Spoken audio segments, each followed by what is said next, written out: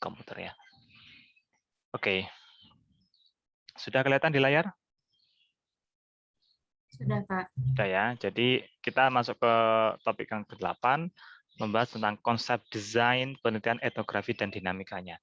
Sebelum saya menuju ke topik ini, kalian lebih suka kalau menjelasin materi kayak gini, kalian lebih suka lihat videonya atau pakai Zoom seperti ini? Atau saya nggak usah jelasin? Jadi saya nggak usah pakai video, cuman ini materinya kalian baca sendiri. Kalian suka yang mana?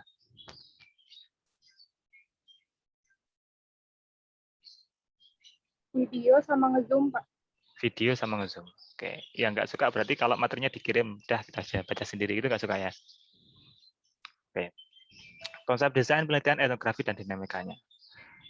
Jadi sesuai dengan silabus yang saya terima dari Prodi, tujuan pembelajaran hari ini itu ada 2, yaitu mahasiswa mampu memahami dan menjelaskan konsep. Ya, kita masih tataran konsep nih, nggak praktek. Menjelaskan konsep desain, penelitian, etnografi. Kayak apa sih penelitian etnografi? Kita bisa jelaskan, berarti kita sudah tercapai itu tujuan pembelajarannya. Yang kedua, mahasiswa mampu menguraikan dinamika masalah dalam penelitian etnografi. Sebenarnya masalah apa saja sih yang biasanya dibahas dalam penelitian etnografi? Kita bisa menguraikan. Contohnya apa? Coba kita bisa menjelaskan. Sudah 2 itu aja tujuan dari pembelajaran hari ini. Rahmatunisa Fadila, Alun Nazab, open kamera. Kalau nggak open kamera, silakan keluar dari Zoom.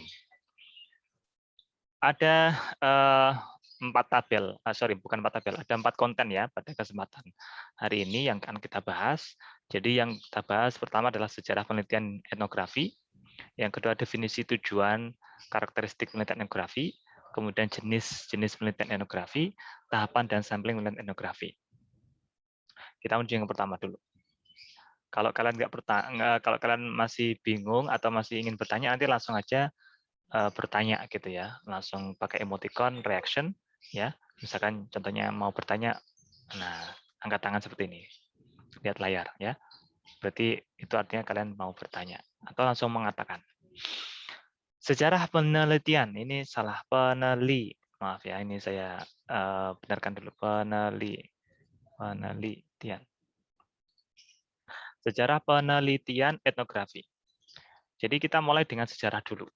Jadi sejarah penelitian etnografi ini berakar dari bidang ilmu antropologi budaya, gitu ya. Jadi jangan dikira bahwa psikologi itu tidak bisa berkorelasi dengan ilmu yang lain. Kita ilmu yang mempelajari tentang proses mental dan perilaku manusia. Kalau kita bicara perilaku manusia, maka otomatis semua hal yang berkaitan dengan manusia, ilmu-ilmu itu akan berkaitan. Filsafat, antropologi, sosiologi, ya, sosiologi, antropologi itu semuanya akan berkaitan. Ya. Nah, jadi sejarahnya etnografi itu berakar dari bidang studi antropologi budaya. Di kita juga ada mata kuliah psikologi lintas budaya kan, makanya. Nah, pada akhir abad ke-19 hingga awal abad ke-20, para antropolog itu melakukan kajian. Mereka membandingkan budaya-budaya primitif dari setiap negara dengan cara datang langsung ke lokasi. Ya, jadi nggak pakai Zoom seperti ini. Ya. Pada waktu itu belum ada corona mungkin ya, jadi nggak pakai Zoom. Ya, mereka datang langsung ke negara-negara dan mengkaji apa sih bedanya budaya primitif di satu tempat ke tempat yang lain. Pada tahun 1960-an, para antropolog kemudian memusatkan perhatian mereka untuk mengkaji bagaimanakah suatu masyarakat itu mengorganisir ya budaya dalam pikiran mereka. Bagaimana mereka kemudian menjelaskan bahwa apa yang mereka pikirkan, apa yang mereka organisirkan dari budaya mereka itu bisa diaplikasikan dalam kehidupan sehari-hari.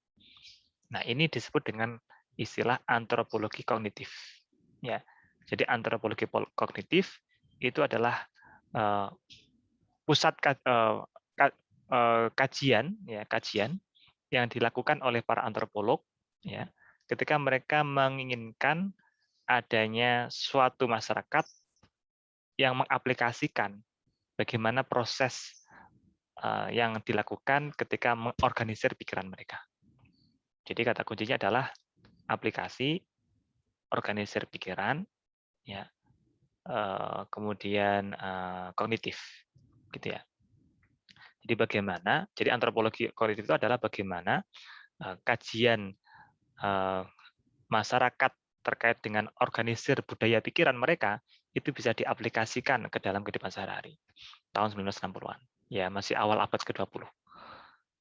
Nah, kemudian berkembang nih, ya, berkembang etnografi itu berkembang, etnografi antropologi kemudian berkembang sampai mereka menemukan peranannya dalam mengorganisir pikiran. Sehingga mereka ketika ada isu-isu yang membahas tentang pikiran manusia, proses kognitif, mereka ikut terlibat di situ. Karena kami pernah nih meneliti kayak ginian. Nah, sehingga mereka misalkan ada seminar tentang kognitif gitu, nanti orang-orang antropologi juga ikut. Mereka membahas tentang organisasi pikiran. Begitu ya. Ini sejarahnya. Ya. Dari situ kemudian karena ketemu dalam seminar-seminar itu, ya kemudian maka psikologi juga kemudian ikut terlibat andil. Apa yang bisa diambil dari penelitian itu, apa yang bisa diambil dari seminar itu, ya dari kelompok studi itu. Kemudian bisa nggak kalau ini etnografi itu jadi bagian dari salah satu pendekatan dalam penelitian kualitatif. Yang kedua, definisi tujuan dan karakteristik. Definisi. Ini tokoh yang sangat terkenal yang saat ini masih hidup dan sekitar 3 mingguan terakhir barusan ngisi acara di Indonesia tentang penelitian juga. Profesor John W. Creswell dari Harvard University kalau nggak salah ingat. Saya lupa, nanti di googling bisa kok ini. Definisi ya. Jadi etnografi itu berasal dari dua kata, etnos dan graphos, keduanya dari bahasa Yunani. Etnos artinya adalah suku bangsa, graphos artinya adalah sesuatu yang ditulis. Etnografi juga bisa berarti the pictures of people. Jadi atau the portrait, ya, the portrait of people. Jadi bagaimanakah orang-orang itu di capture, ya ditangkap, ya digambarkan. Nah itu, ini keywordnya, ya. Definisi menurut Profesor John W. Creswell, ya, etnografi design adalah prosedur penelitian kualitatif yang menggambarkan, menganalisis, ya, menafsirkan unsur-unsur dari sebuah kelompok budaya. Seperti pola perilakunya, seperti apa kepercayaan orang Bali yang mereka kalau ada orang meninggal, orangnya diapakan? Dibakar, Pak, ngaben. Dibakar, ngaben. Mereka percaya kan seperti itu. Kemudian bahasa perkembangannya bagaimana dari waktu-waktu. Nah itu menurut tokoh ya. Jadi etnografi itu ya prosedur penelitian kualitatif yang menggambarkan itu semua. Ya. Maka di sini kata kuncinya adalah ada budaya di sana. Dari kata etnos saja sudah artinya suku bangsa kan, ada budaya di sana. Jadi kalau ditanya etnografi itu kajiannya nanti tentang apa? Tidak jauh-jauh dari suku budaya, tidak jauh-jauh dari kelompok budaya, tidak jauh-jauh dari kepercayaan, perilaku. Memang ini lebih tepat ke teman-teman yang barangkali ingin concern di bidang psikologi sosial, ya. Itu sangat cocok untuk mengambil desain penelitian etnografi. Ya.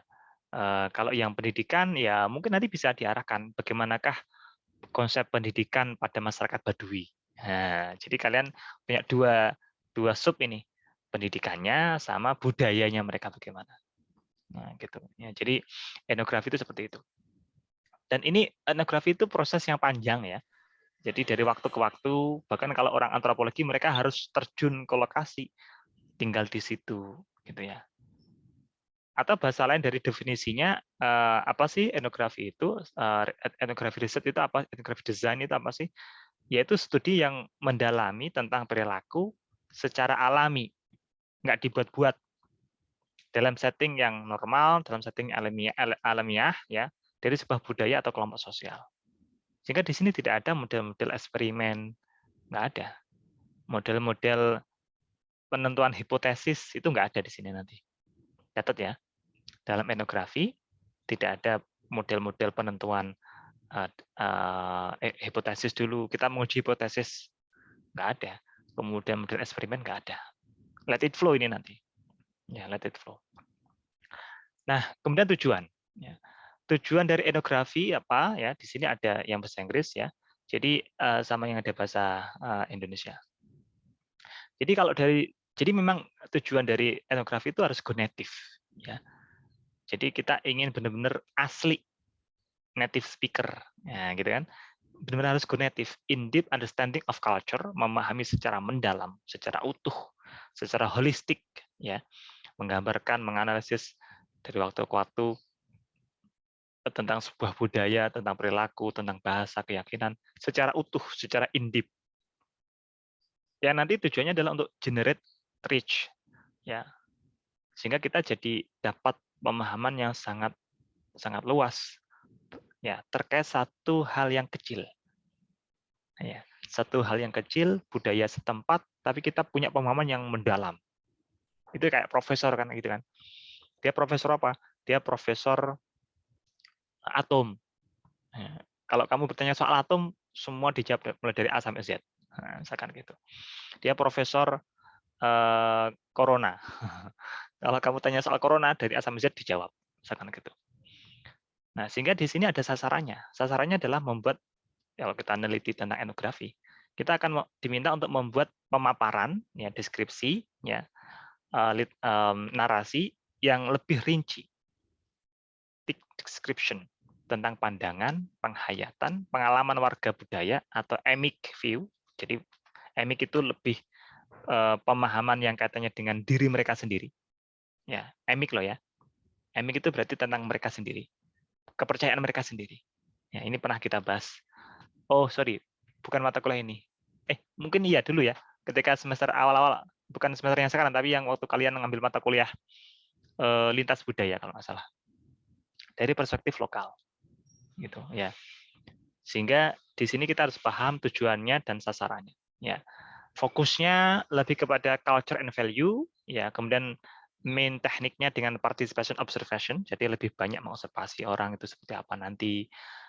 Dia kenapa kalau nulis pakai tangan kiri, pakai tangan kanan. Kenapa dia nggak nulis. Kenapa dia matanya selalu jelalatan, misalkan begitu. Dan bentuknya adalah studi lapangan. Ya, dan final produknya adalah in-depth description of group life. Ya.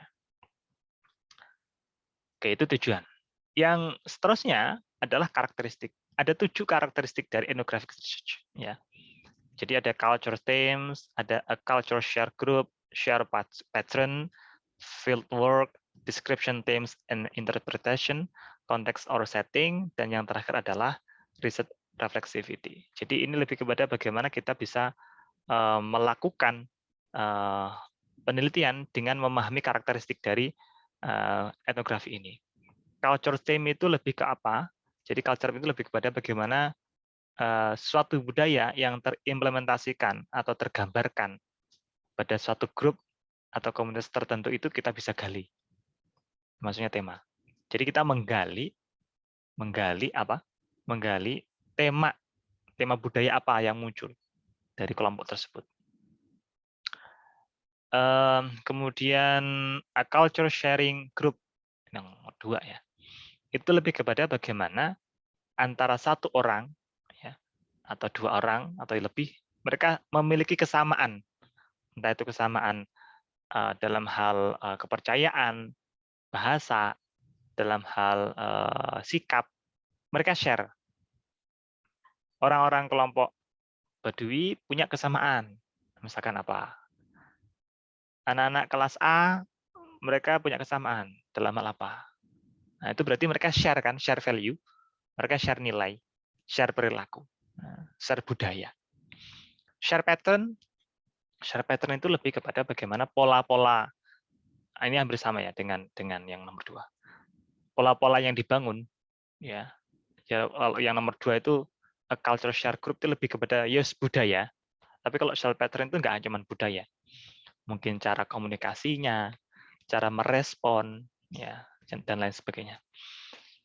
Kemudian field work berarti lebih kepada penelitian lapangan sehingga tidak menguji hipotesis. Ya. Kemudian yang kelima, description, themes, interpretation ini lebih kepada formatnya. Jadi format penelitian dari etnografi itu nanti akan lebih kepada mendeskripsikan ya secara mendalam, secara utuh dari sebuah tema sehingga interpretasi itu akan muncul. Interpretasi dari yang bersangkutan secara natif gitu ya. Kemudian settingnya alami, tidak eksperimen, ya nggak ada tuh kontrol kelompok eksperimen nggak ada. Dan yang terakhir adalah refleksi penelitian. Mengacu pada sebuah kondisi di mana seseorang itu ya atau seorang peneliti itu ya mereka sadar dan mereka terbuka dengan adanya kelompok-kelompok yang harus cerita ke mereka. Ya. Sehingga dari sini nanti akan muncul rasa, bagaimana sih rasanya orang menjadi seorang Badui, bagaimana rasanya menjadi orang yang di Bali, yang mereka ada sanak familinya yang dibakar seperti apa begitu. Itu poin yang kedua ya terkait tentang definisi, tujuan dan karakteristik. Yang pertama tadi adalah sejarah, yang kedua adalah definisi, tujuan dan karakteristik, dan sekarang kita menuju ke yang ketiga. Jenis-jenis penelitian etnografi. Ada berapa sih jenisnya? Ada 3. Etnografi, realis, studi kasus, dan etnografi kritis. Kalau etnografi realis berarti pandangan objektif terhadap informasi yang dipelajari di lapangan. Nah, ini biasanya ya realitas saja seperti apa begitu. Biasanya kita menggunakan sudut pandang orang ketiga. Ya. Yang senyatanya, realisnya seperti apa. Studi kasus berarti penelitian yang memfokuskan pada pengembangan secara. Ini kurang ya.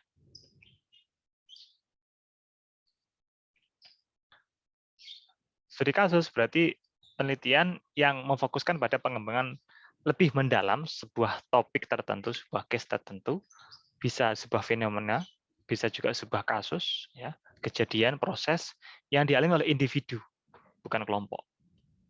Ini studi kasus dalam konteks etnografi loh ya. Tapi kalau studi kasus dalam konteks penelitian kualitatif, boleh kelompok. Nah, gitu. Tapi kalau studi kasus dalam konteks etnografi, research, hanya individu. Gitu. Etnografi kritis berarti di penelitian yang dilakukan itu sebenarnya ada sisi-sisi advokasinya.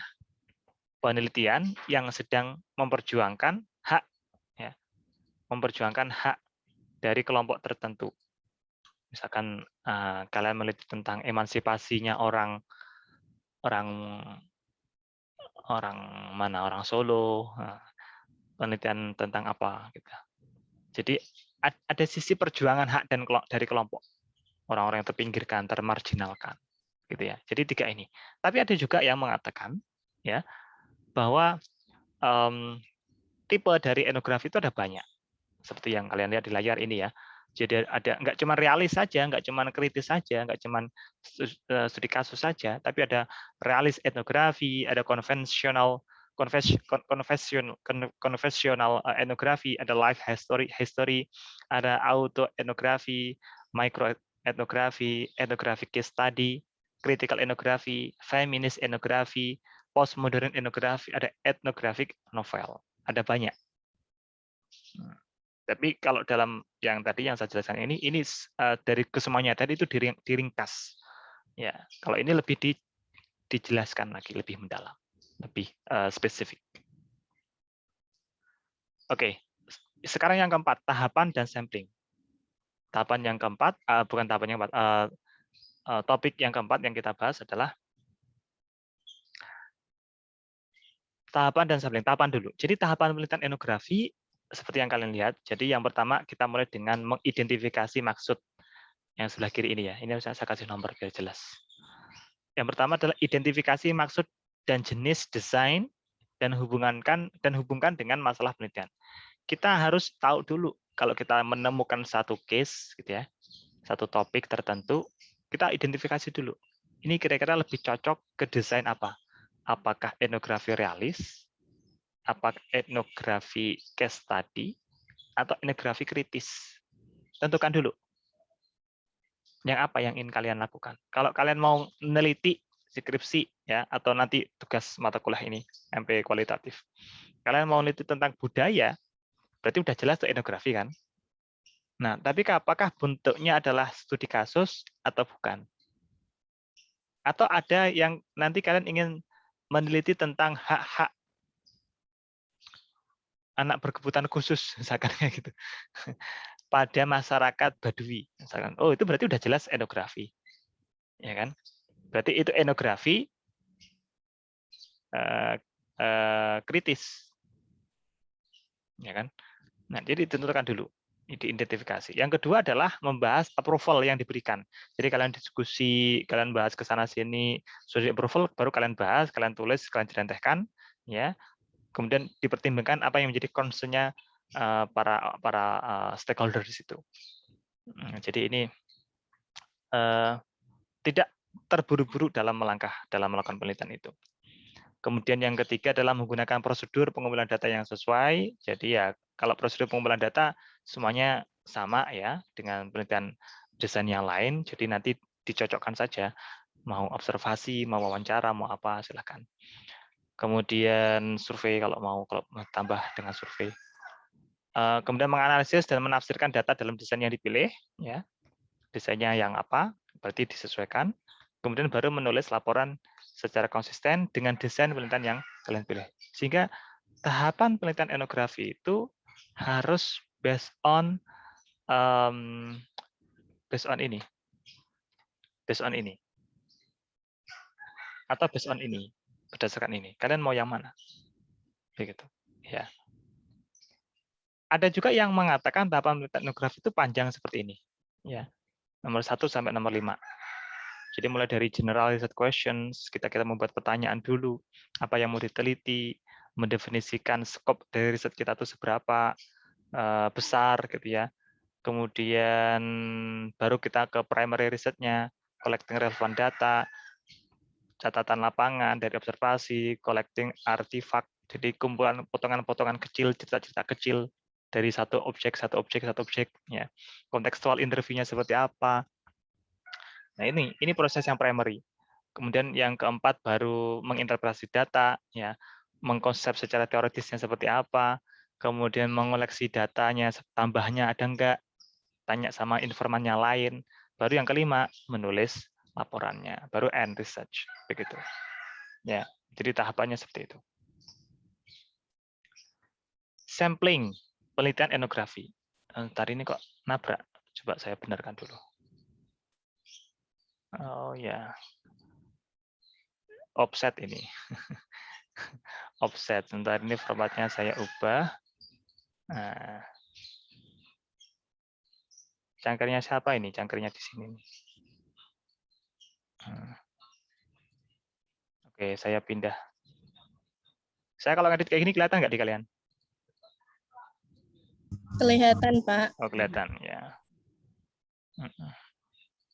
Oke, nah. Cangkirnya nggak saya buang.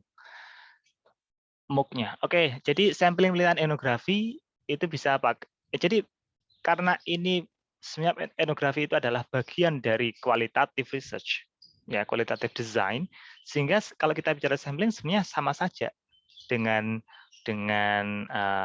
penelitian kualitatif secara umum.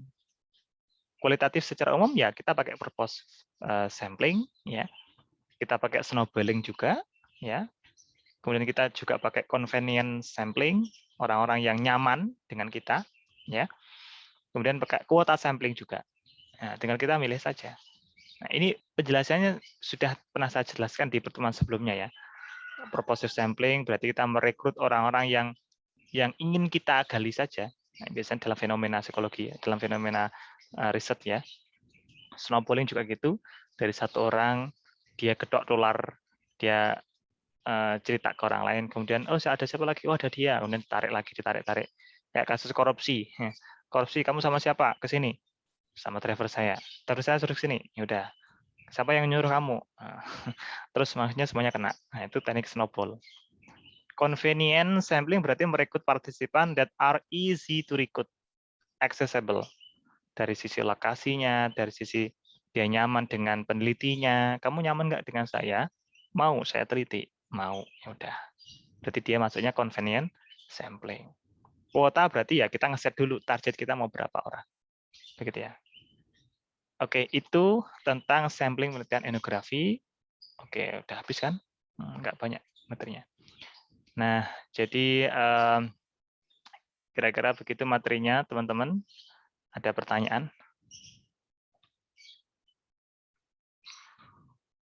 Questions? Jelas? Bingung? Kecepatan? Izin bertanya, Pak. Ya. Kalau misalnya penelitian yang kayak ngebedah suatu film atau novel gitu, membedah karakter, maksudnya membedah karakter atau peran yang ada di dalam novel atau film itu, apakah subjek penelitiannya itu adalah orang yang memerankan karakter itu atau yang mana subjeknya gitu. Kemudian itu kalau misalnya seperti itu masuknya masuknya uh, teknik sampling yang digunakan itu yang mana gitu. Oke, terima kasih Romatunisa Fadila. Jadi kalau kita ingin membedah penelitian yang kaitannya dengan film, maka responden. Kalau dalam kualitatif nyebutnya jangan subjek, tapi nyebutnya responden. Maka respondennya bisa dua ya. Satu, tokoh yang memang benar-benar yang diceritakan dalam film itu. Misalkan filmnya tentang kisah Hayati, kapal Van der Wijk, ya, dan orangnya masih ada, ya kan? Tapi dimainkan oleh artis, maka kita bisa dengan sebentar, saya ada maksud.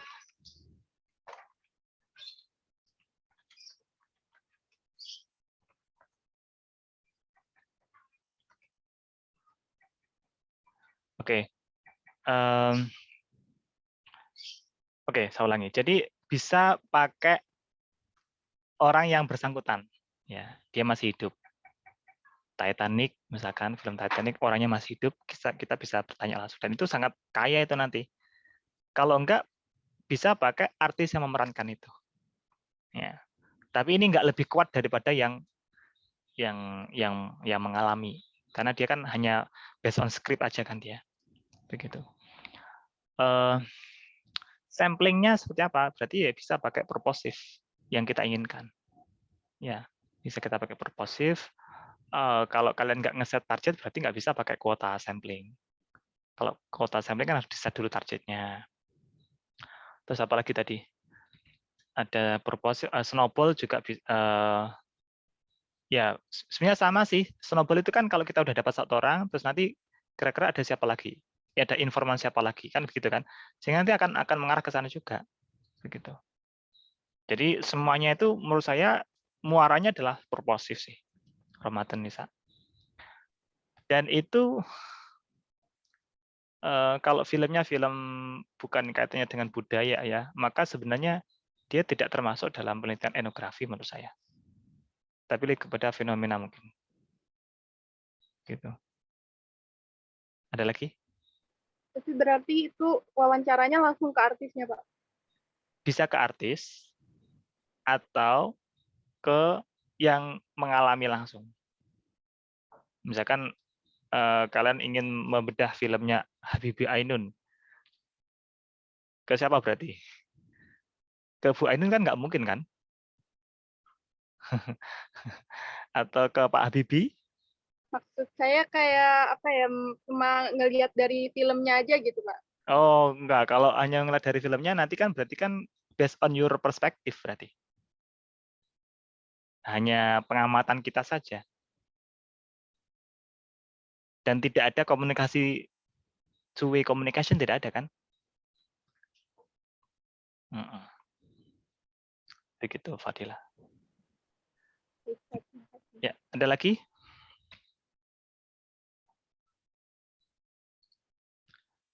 Cukup jelas? Ya. Bapak izin bertanya terkait tugas yang proposal, Pak. Itu kan di formatnya ada metode penelitian kualitatif. Nah, itu dijelaskan dulu atau itu hanya judul yang kemudian isinya tuh validitas, reliabilitas, terus desain? Yang dijelaskan langsung. Jangan menjelaskan metode penelitiannya, tapi langsung seperti tadi, validitas. Oke, Jadi berarti itu judul aja ya, Pak?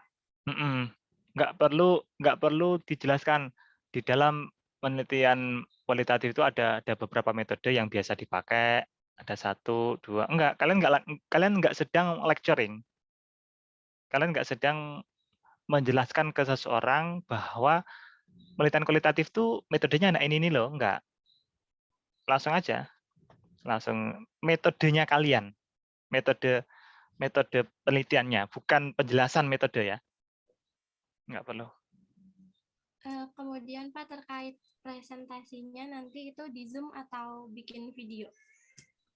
Kalian prefer yang mana?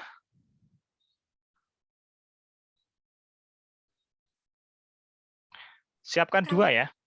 Siapkan video, sama kita siap-siap pakai Zoom. Nanti kalau waktunya habis, berarti saya bisa melihatnya dari video itu. Kalau Zoom kan ada interaksi 2 arah seperti ini.